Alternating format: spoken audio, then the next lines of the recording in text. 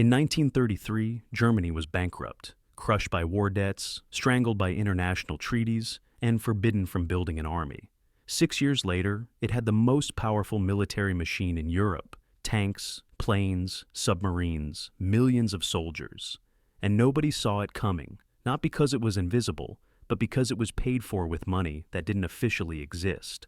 This is the story of Hjalmar Schacht, the man who created billions out of thin air, the financial architect who funded the Third Reich without spending a single mark from the government budget, and the only Nazi leader who walked free from Nuremberg, not because he was innocent, but because no one could prove that printing imaginary money was a war crime.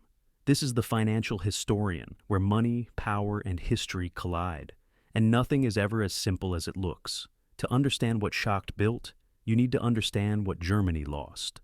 In 1918, the First World War ended. Germany surrendered, and the victors gathered in Versailles to decide its fate. The treaty they signed wasn't just a peace agreement, it was a punishment designed to cripple Germany for generations. The terms were brutal. Germany lost 13% of its territory, 10% of its population, all of its colonies. Its army was limited to 100,000 men. No tanks, no military aircraft, no submarines. The Navy was reduced to a handful of aging ships. But the financial punishment was even worse. Germany was ordered to pay 132 billion gold marks in reparations. To put that in perspective, that's roughly equivalent to $450 billion today. An impossible sum for a devastated nation. The message was clear. Germany would never rise again. Its economy would be drained, its pride would be crushed, and its military would be reduced to a police force. But here's what the victors didn't anticipate. Humiliation doesn't destroy nations. It radicalizes them. And impossible debts don't get paid. They get circumvented by men clever enough to find the loopholes. Enter Hjalmar Schacht. Hjalmar Horace Greeley. Schacht was born in 1877 to a German family that had spent years in America. His middle names came from an American newspaper editor his father admired. From the beginning, Schacht existed between worlds, German by blood, American by aspiration, and utterly ruthless by nature. He was brilliant with numbers, not in the abstract way of academics, but in the practical way of men who understand that money is just another form of power. By his 40s, he had risen through the German banking system, smart, ambitious, and completely devoid of sentimentality about economics. His first miracle came in 1923. Germany was drowning in hyperinflation. The government had been printing money to pay war debts, and the currency had collapsed beyond recognition. In January 1923, $1 was worth 17,000 marks. By November, it was worth 4 trillion. Workers carried their wages in wheelbarrows. Families burned banknotes for heat because they were cheaper than firewood. A lifetime of savings couldn't buy a loaf of bread. Middle-class Germans who had done everything right, saved money, invested carefully, trusted their institutions, woke up one morning to discover they were penniless. The currency that represented their life's work had become wallpaper. This is the trauma that shaped everything that followed. Germans didn't just lose money, they lost faith in money itself. And anyone who could restore that faith would be treated like a savior. Schacht did exactly that. Appointed as currency commissioner, he introduced the Rentenmark, a new currency backed not by gold, which Germany didn't have, but by land and industrial assets. It was a psychological trick as much as an economic one. The Rentenmark had no more real backing than the old paper marks, but Germans believed in it. And belief in finance is everything. Within weeks, hyperinflation stopped, prices stabilized, the economy began to recover. Schacht became a national hero, the man who had saved Germany from financial apocalypse. He was rewarded with the presidency of the Reichsbank, Germany's central bank. And for the next 6 years, he managed the impossible task of stabilizing an economy crushed by reparations while maintaining the illusion of compliance with Versailles. But Schacht wasn't satisfied with mere stability. He was waiting for someone who would let him build something bigger, someone who would give him the freedom to perform his greatest trick. In 1933, that someone came to power. Adolf Hitler became Chancellor of Germany on January 30th, 1933. Within months, he had dismantled democracy, crushed opposition, and begun the transformation of Germany into a totalitarian state. But Hitler had a problem. He wanted to rebuild the military, to tear up the Versailles Treaty and make Germany a world power again. This required money, vast amounts of money, and Germany was still broke. Borrowing was impossible. International markets wouldn't lend to a nation that had defaulted repeatedly. Raising taxes would be politically suicidal for a regime that promised prosperity. And printing money openly would trigger another hyperinflation, destroying the very confidence that Schacht had rebuilt. Hitler needed a financial magician, someone who could create money without anyone noticing, someone who understood that, in economics, perception matters more than reality. He called Schacht back to the Reichsbank. Schacht accepted, not because he was a Nazi true believer. By all accounts, he found many of them crude and distasteful. But because Hitler offered him something irresistible, unlimited power to reshape the German economy. No oversight, no accountability, just results. What followed was the most audacious financial fraud in modern history. A scheme so clever that it funded the entire German rearmament without appearing in any budget, without triggering inflation, and without alerting the international community until it was far too late. Schacht called it the MEFO Bills System, and it was nothing less than the invention of shadow money. Here's how it worked. Pay attention, because this is the trick that changed the history. In 1934, Schacht created a shell company called the Metallurgische Forschungsgesellschaft, Metallurgical Research Corporation in English, MEFO for short. On paper, it was a private company owned by 4 major German industrial firms: Siemens, Krupp, Gute Hoffnung Schwette, and Rheinmetall. Its stated purpose was metallurgical research. In reality, MEFO did nothing. It had no employees, no factories, no research. It existed only on paper, but that paper was worth billions. Here's the mechanism. When the German government wanted to order weapons, tanks, aircraft, or any military equipment, it didn't pay the manufacturers directly. Instead, the manufacturers were paid with MEFO bills. These were essentially IOUs, promissory notes issued by the fake MEFO company, guaranteed by the German government. Think about what this meant. The government was spending money without spending money. The weapons were being built. The workers were being paid. The factories were humming. But none of it appeared in the official budget, because technically, the government hadn't spent anything. MEFO had. But wait, why would anyone accept these pieces of paper? Why would Krupp or Siemens take IOUs instead of real money? Because Schacht made the MEFO bills as good as money. Better, actually. First, the bills paid interest. 5% annually, far better than bank deposits at the time. Second, they were guaranteed by the Reichsbank itself. If MEFO couldn't pay, which it couldn't because it was fake, the central bank would honor the bills. Third, and this is the genius part, the bills could be used as money. Banks were required to accept them as deposits. They could be traded, sold, or used as collateral. They circulated through the economy exactly like currency. In effect, Schacht had created a parallel monetary system, a shadow currency that existed alongside the official Reichsmark, but was invisible to international observers. Germany was printing money, but because it was called something else, nobody noticed. Between 1934 and 1938, Germany issued approximately 12 billion Reichsmarks in MEFO bills. To understand that number, consider that the entire German government budget in 1934 was around 6 billion marks. Schacht had doubled government spending without anyone seeing it on the books. The money flowed into every aspect of rearmament. Factories that had been building tractors were retooled to produce tanks. Aircraft plants expanded at impossible speeds. Shipyards laid keels for submarines and battleships that the Versailles Treaty explicitly forbade, and the international community saw nothing. Because when foreign observers looked at German government finances, they saw a balanced budget, modest spending, no alarming military expenditures. The MEFO bills were invisible, private company debt, not government spending, a technical distinction that made all the difference. This wasn't just creative accounting, it was financial warfare. Schacht had found a way to rearm Germany in plain sight, while keeping the world blind to what was happening. Think about the implications. Every tank that rolled into Poland, every plane that bombed London, every submarine that sank Allied shipping. All of it was paid for with money that didn't officially exist, with "I owe us" from a company that did nothing, with the greatest financial magic trick ever performed. And here's the darkest irony: the same international banking system that was supposed to keep Germany contained actually helped the scheme succeed. German MEFO bills were so reliable that foreign banks sometimes accepted them as collateral. The very institutions designed to prevent German rearmament were inadvertently financing it. But even the greatest illusions have their limits, and Schacht's magic was running out of time. The problem with MEFO bills was simple: they were debt, and debt eventually comes due. The original MEFO bills had a maturity of 5 years.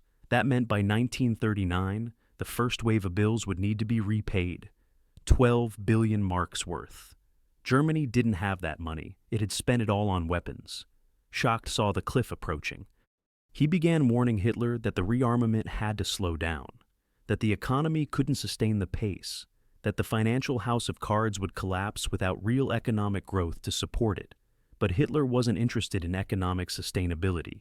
He was interested in conquest, and he had already decided that the MEFO bills wouldn't be repaid through German economic growth. They would be repaid through plunder. The plan was chillingly simple: invade neighboring countries, seize their gold reserves, their factories, their resources, use the stolen wealth to cover the debts. War wasn't just ideology for Hitler, it was the business plan. Schacht understood this, and this is where his story becomes complicated. He wasn't opposed to rearmament, he had designed the system that made it possible, but he was opposed to war, not on moral grounds, on practical ones. He believed Germany could achieve dominance through economic power alone. Through trade, through financial manipulation, through the kind of invisible control that he had mastered. Hitler disagreed, and when Schacht continued to push back, he was gradually stripped of power. He resigned as economics minister in 1937. He was dismissed as Reichsbank president in 1939.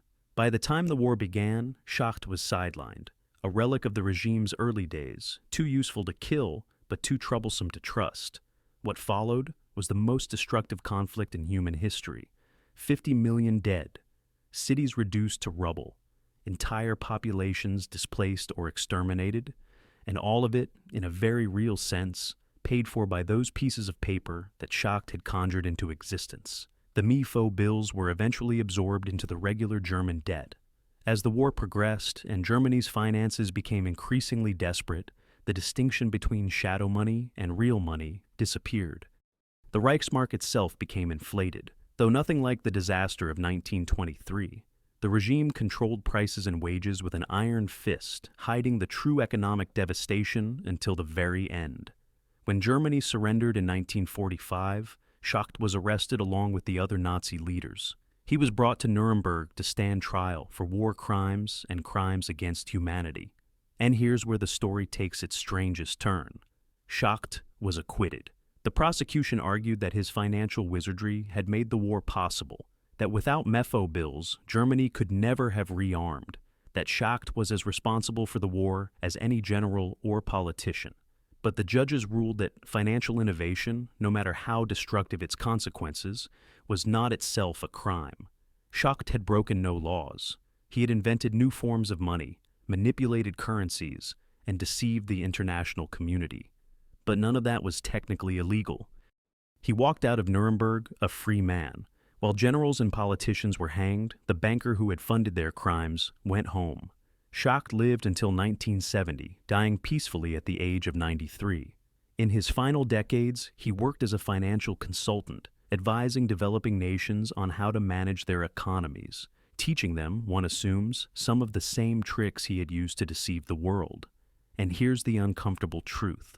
The world learned nothing from Schacht's scheme. If anything, his methods became more sophisticated, more widespread, and more dangerous. What is quantitative easing, after all, but a modern version of the MEFO bills? Central banks create money out of nothing, use it to buy government bonds, and call it something other than printing money. The debt appears on a different balance sheet. The money circulates through the economy, and the true cost is hidden until the bills come due. What are special purpose vehicles and off-balance sheet entities but descendants of that fake metallurgical research company? Corporations and governments alike have learned to hide debt, to create shadow financial systems, to spend money that doesn't officially exist. The 2008 financial crisis was built on similar illusions. Toxic debts were packaged into complex instruments, given different names, and sold as safe investments. Nobody saw the risk because nobody understood where the money really was. Sound familiar? Schacht didn't invent financial deception, but he perfected it on a scale that changed the history. He proved that in the modern world, money is just a story we tell ourselves. And whoever controls the story controls the economy. Notice the pattern. It appears in every era, in every empire, in every financial system that has ever existed. When governments want to spend more than they have, they find ways to hide the spending. When debts become unpayable, they find ways to disguise the default. When the truth becomes inconvenient, they create new categories, new instruments, new names for the same old lies. The Weimar Republic printed marks until they were worthless. Schacht created MEFO bills that were worthless from the start, but disguised as something valuable. Modern central banks create trillions in digital money and call it stimulus. The mechanism changes. The principle never does. Those in power will always find ways to create money from nothing, and the cost will always be paid by those who trusted the system. Your savings are claims on a system built on promises. Your pension is invested in bonds that may never be repaid. Your currency is worth whatever the central bank decides it should be worth. And if history teaches us anything, it's that these systems don't fail slowly. They fail suddenly. When confidence breaks, it breaks all at once. So, what should you take from this story? First, understand that official numbers lie. Government budgets, central bank balance sheets, corporate earnings reports. All of them can be manipulated by people clever enough to find the loopholes. Schacht hid 12 billion marks in plain sight. Modern financial systems hide trillions. Second, recognize that debt doesn't disappear. It transforms. It moves from one balance sheet to another. It changes names. But it never goes away. The MEFO bills were eventually paid, not by German taxpayers, but by the millions who died in the war and the occupied nations that were plundered. Debt is always paid by someone. Third, remember that the bankers who create these systems rarely suffer their consequences. Schacht walked free from Nuremberg. The architects of the 2008 crisis receive bonuses. The pattern holds. Those who understand the system profit from it. Those who trust it pay the price. And fourth, know that these tricks only work as long as people believe in them. The MEFO bills had value because manufacturers believed they would be honored. Modern currencies have value because we believe our governments will maintain them. When that belief breaks, everything built on it collapses. Schacht understood this better than anyone. Money, he knew, was just crystallized trust. Create enough trust, and you can create unlimited money. Destroy that trust, and all the money in the world becomes worthless paper. Hjalmar Schacht died a respected man.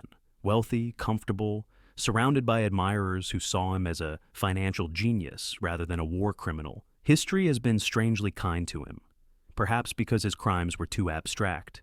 He never pulled a trigger, he just signed papers. But those papers armed the Wehrmacht. Those papers built the Luftwaffe. Those papers fueled the machine that consumed Europe and murdered millions. The lesson is not that Schacht was uniquely evil. The lesson is that financial systems are weapons. In the wrong hands, they can be as destructive as any army. And unlike armies, they are invisible until it's too late. We live in a world built on Schacht's principles: shadow money, hidden debt, impossible promises disguised as prosperity. The names change, the mechanisms evolve, but the fundamental deception remains. Every government swears its money is sound. Every central bank insists its policies are sustainable. Every financial institution promises that this time is different. And every time, history proves them wrong.